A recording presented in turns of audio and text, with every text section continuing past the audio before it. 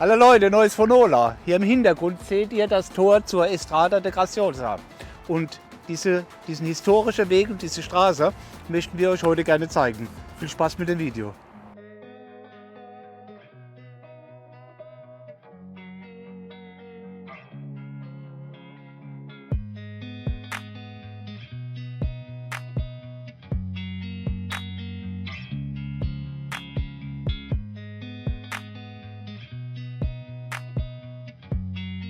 So, jetzt gibt es erst noch zwei Spezialitäten zum Trinken hier.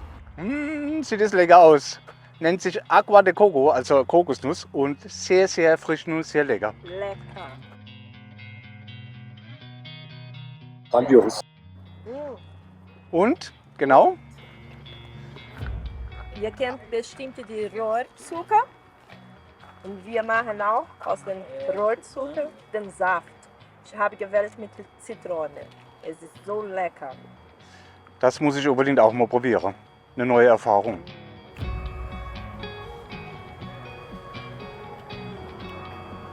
Oh Leute, wie lecker ist das dann? Wahnsinn.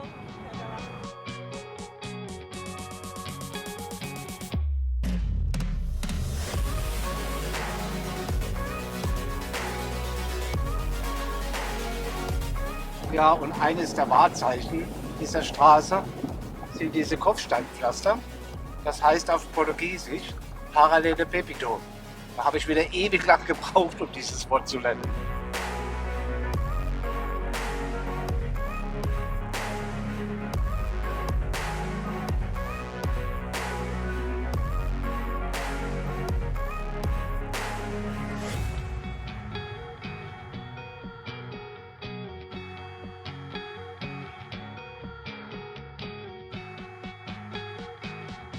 Das ist eine wunderschöne Landschaft hier.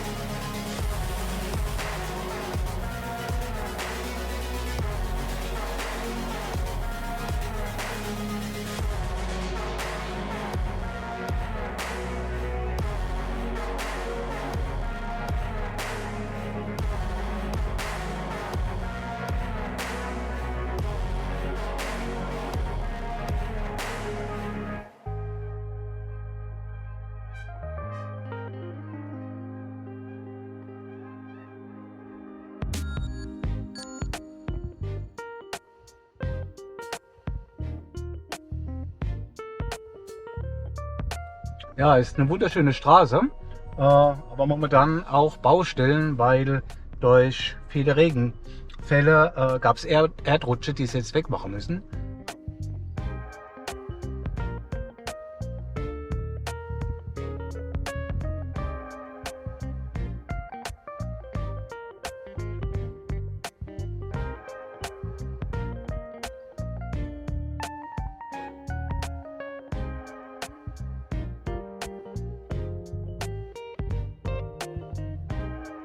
Aber die Straße ist hier wunderschön. Nur da wir momentan im Winter sind, sieht man halt kaum oder weniger Vegetation. Im Sommer gibt es da so viele schöne Blumen und so tolle Farben hier. Wirklich ein Erlebnis.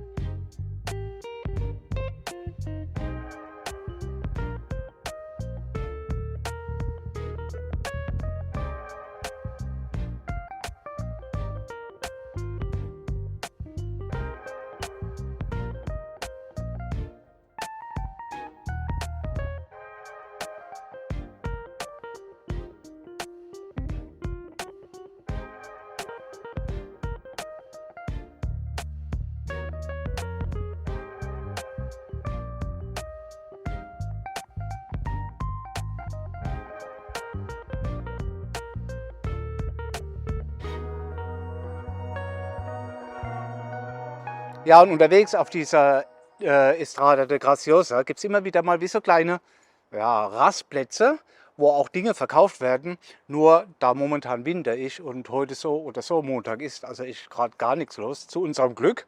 Die Straße ist relativ frei und wir können schon eine Aufnahme machen. Aber hier diese Natur, diese Bäume, diese Landschaft, diese Ausblicke hier auf solche Berge, einfach faszinierend.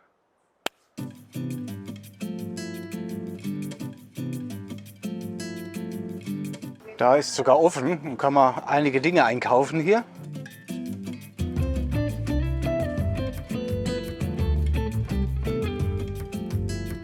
Eine Spezialität hier, weil es hier auf dem Weg gibt es ja viele Bananenbäume, wie wir gesehen haben. Da gibt es die stellen hier Bonbons, Bananenbonbons her. Ja, und auch andere Süßigkeiten hier. Doce de leite com coco. Das hier ist süße Kokosmilchbällchen. Doce de leite com amendoim. Ah, amendoim não sei. Não sei. Conhece? Posso não conhecer. Não tem lá, né? Não tem lá. É doce de leite puro. Ah, okay, das ist. Ah, Rua. eu vou dar amendoim pra ninguém levar, ué. Bala de coco. Oh. Unter anderem auch Kasascha Banane. Das wäre mal interessant. Banane-Caipirinha. Jo, jetzt darf ich was Besonderes probieren. Eine Spezialität hier. Das nennt man Coxinha.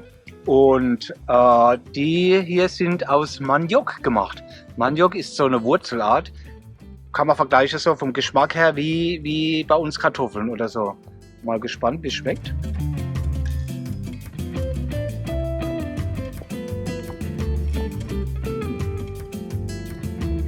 Amor, schmeckt ja nichts mehr, das gehört zu mir, gell? Sehr lecker. Guck mal, da ist sogar mit Hühnchen und Gemüse gefüllt. Sehr, sehr lecker. Also falls ihr mal nach Brasilien gehen solltet, in die Gegend hier, und Moreites fahre, sehr lecker.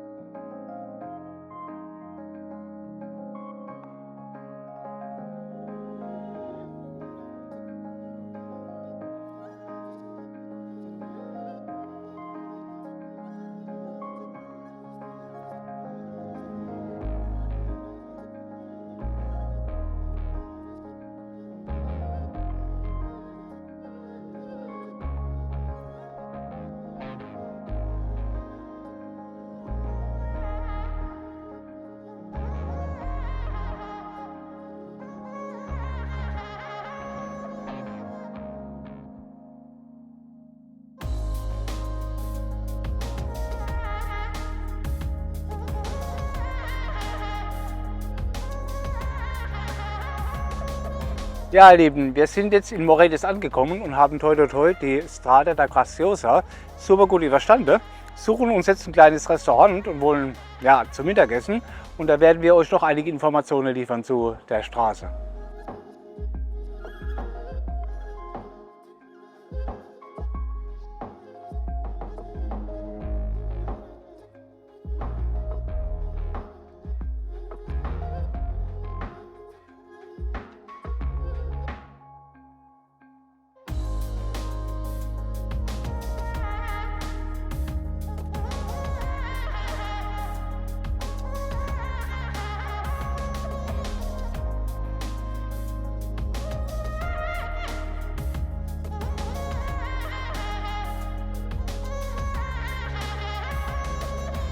Jetzt gehen wir hier gleich rechts in die Altstadt von Moretis rein.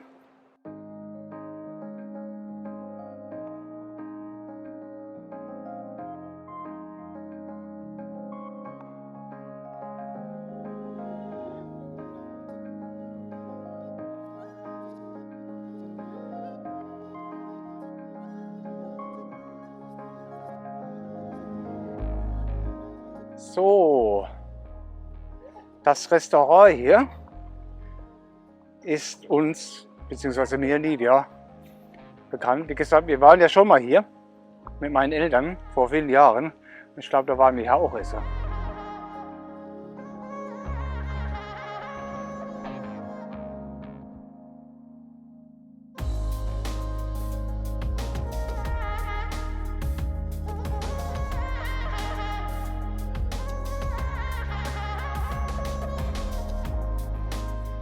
Ja, und bevor wir zur Tat schreiten, also würde ich was essen hier, wollte ich euch noch was erzählen, was mir Viva gerade gesagt hat. Die Estrada da Graciosa ist eine antike Straße.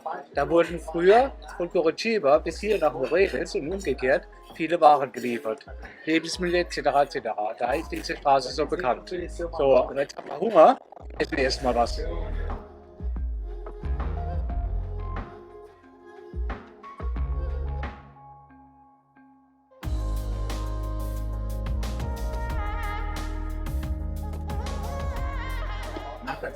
Acerola. Ein Saft. Ich glaube, die Frucht Acerola hat am meisten Vitamin C von den Zitrusfrüchten. Leute, wir sind hier jetzt mit dem Herrn, wie heißen Sie noch? Qual é o seu nome? Fábio. Mit dem Herrn Fábio.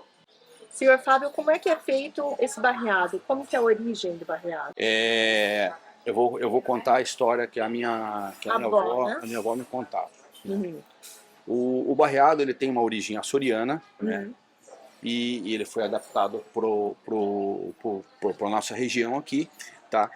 Conta-se lá atrás, né, pela minha avó, pela minha bisavó, que no passado tinha um intrudo, né? Festa de carnavais. Então os senhores eles colocavam o pessoal para trabalhar, né? Nas lavouras, em todo o segmento, né? Aqui em Morretes. E esse pessoal eles faziam esse cozido. Por que barreado? Porque a tampa era barreada. Aham. Nada mais era do que uma panela de pressão primitiva. Selada. Então, selada. Então eles faziam um tipo de um pirão com a própria, às vezes, farinha, com a goma, Sim. e faziam o barreamento da panela. Aham, ok. Aham. Então o barreado é feito com as carnes mais duras do boi, né? Normalmente se pega patinho, acém, ponta de peito, é um blend de carne, né? Uhum. Então são as carnes mais duras. As carnes melhores iam para os senhores. Dos senhores. E o restante ia para o pessoal que trabalhava e tal. Então, como era um preparado que demorava a ficar pronto, né? Então o pessoal trabalhava durante o dia e à noite era servido essa comida. Senhor Fábio ist der Besitzer von diesem Restaurant und er hatte uns erzählt, wie früher war. Es gab früher ein 3 Tage Karneval ungefähr oder Fasching auf Deutsch und diese 3 Tage Fest haben die Leute sich zusammengehalten und haben diesen Topf, Tontopf, ne? Tontopf, genau.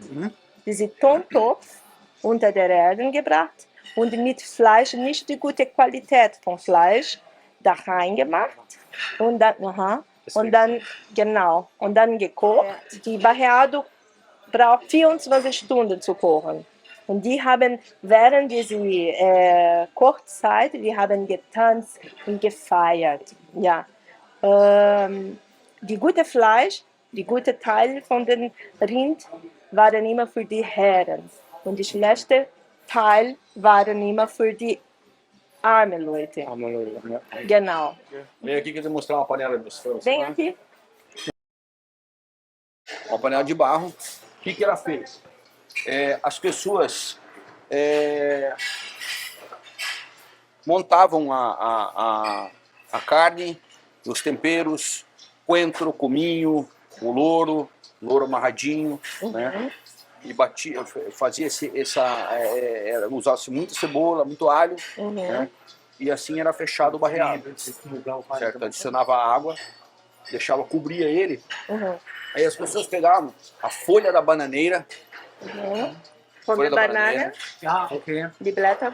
pegavam as folhas da bananeira mais nova, elas são mais maleável, colocavam na chapa do fogão a lenha, para ela ficar mais mole. Okay. Aí era colocado ela sobre a boca da panela, certo? Aí após isso era feita colocada a tampa e aí fazia-se uma massa com a própria farinha de mandioca, Ah, okay. entendeu? Com água, aquecia ela para soltar um pouco do amido do milho, o amido da mandioca, Sim. para dar liga. E aí era feito um barreamento. Daí vem o termo barreado. Era barreado aqui. Com o cozimento,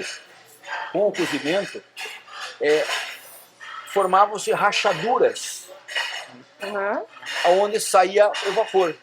Ah, Porque se você tiver um fechamento hermético, das bedeutet, ela explode. explode que nem. Certo? Então, por isso uma panela de pressão primitiva. Entendeu? Daí que vem a ideia, né? Interessant. Diese Tontopf wurde früher benutzt und die Menschen damals haben dann die ganze Fleisch daheim gemacht mit viel Gewürze und Mehl drüber. Der Mehl würde dann zum zukleben. Diese Maniokmehl, wenn der Maniokmehl hier kommt, würde wie eine Kochtopf, ne? So ein, Einen besonderen Topf, wo die Leine kochen kann und draußen, ne, wenn draußen die Mehl, wie kann ich sagen, Hachadure, wegschmilzt oder so. ja, wegschmilzt, ja. Aha. Wenn der Mehl hier langsam wegschmilzt, dann wird die Luft raus. Und deswegen haben die gesagt früher, wegen diesem Mehl außer Hund heißt Barreado. Die haben doch auch noch ganz frische Bananenblätter außenrum gemacht zum Abdichten, oder? Für hier, Ah, okay. ja, zum Dampfen. Zum Dampfen. Ja, das war zum Dampfen. Nicht für hier. Nicht für Hier war nur den Mehl. Aha. Zum Abdichten, Zum Abdichten. dass es nicht explodiert. Wenn das Mehl schmilzt irgendwann, dann kann die Luft raus und der Topf kann nicht explodieren. Genau, ja. Unten wurden dann mit ganz frischen Bananenblättern der Rauch gemacht Und langsam kochen. und für langsames Kochen. Okay. Ja. Aha. Garen, ne, sagt man. Gegart. Das Genau. Fleisch muss 24 Stunden garen. Genau, Nicht ja. oder was? Genau. Es dauert ungefähr, zwischen 12 Stunden und 24 Stunden, bis das gekocht ist. Por quê? Quanto mais tempo ela ficar cozinhando, mais ela vai dissolvendo essa carne, né? Mais saboroso fica. E a ideia do cozimento lento é justamente isso, é diferente. Porque se você acelerar o cozimento com uma panela de pressão normal, não dá o mesmo sabor que dá uma comida feita num cozimento lento. Genau, ja, stimmt. É verdade, é. A mesma coisa quando eu vou fazer uma sopa, eu demoro mais para cozinhar a carne. Okay. Ja. Das Sim. ist wie bei uns Por der exemplo. Kochen. Wenn wir Suppe kochen zum Beispiel, braucht das Fleisch mehr Zeit zum Garen und zum Fertigmachen, wie halt das Gemüse zum Beispiel. Deswegen ist es genauso mit diesem, in diesem Topf dann. Muito bom. Muito obrigada. Ja, obrigado. Obrigada.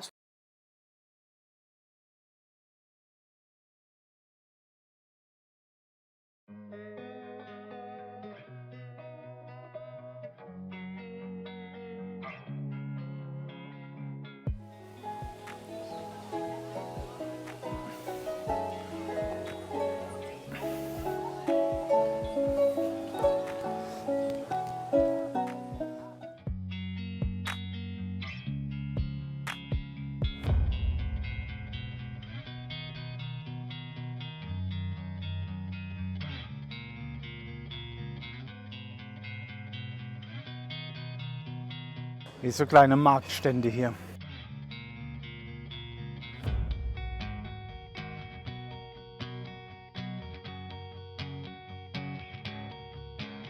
Wir gehen jetzt rein in den ältesten Haus. von Moritz. In der Stadt.